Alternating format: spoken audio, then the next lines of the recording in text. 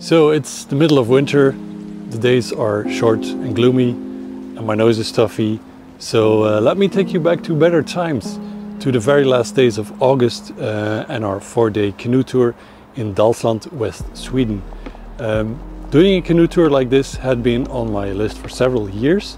The idea of just rowing around, going from island to island, stopping wherever you want, seemed so appealing, and let me tell you, it did not disappoint.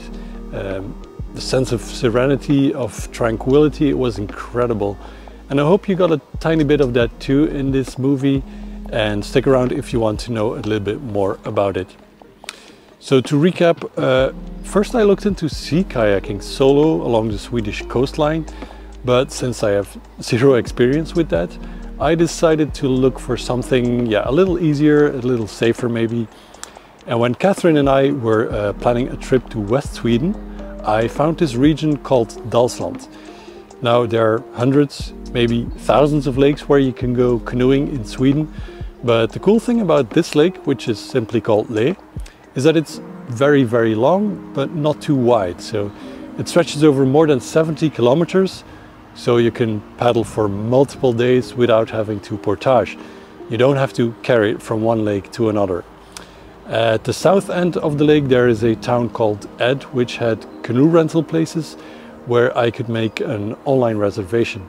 There's also several shelters on the shores and the islands of the lake, but I'll come back to those later. So we got to Ed, we picked up the canoe, a couple of paddles, mandatory life jackets, and 2 of these big blue plastic drums. I think we paid about 150 euros in total for everything for those 4 days.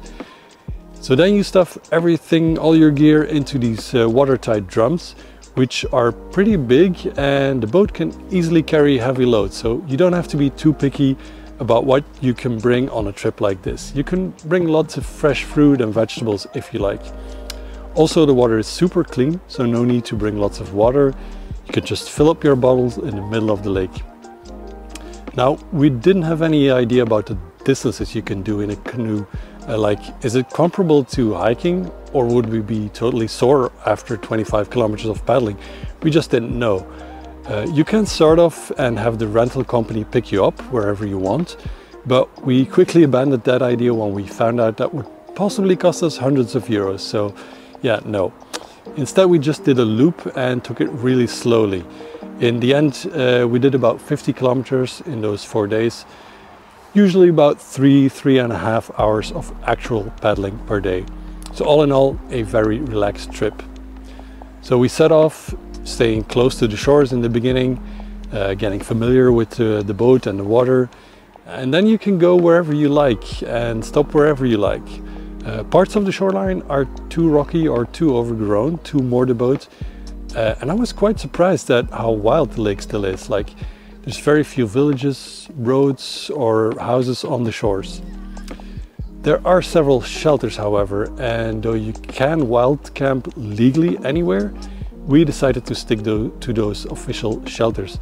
In this particular region, you have to pay a small fee for the shelters, but they're very well maintained and stocked up on firewood, for example.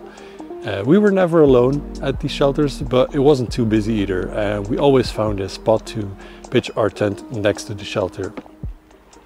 Along the way we had a couple of rain showers, but nothing too bad, and the wind can be much more of a problem. As you could see in the movie, there were several times when the lake was super calm, almost like a mirror, but there were moments when the wind did pick up.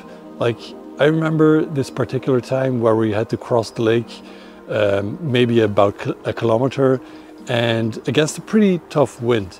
The waves were, I don't know, maybe half a meter high, but the boat was being rocked quite a bit. Nothing too dangerous or anything, but to be honest, that was a little bit stressful, and I was glad when it was over. So to wrap up, an absolutely amazing trip. Definitely something I would like to do again another time. If you enjoyed this video, there's a hiking video of West Sweden on my channel as well. And yeah, a whole bunch of other trips too. Now we go into winter mode, start making plans for 2024. So maybe I'll see you in the next one.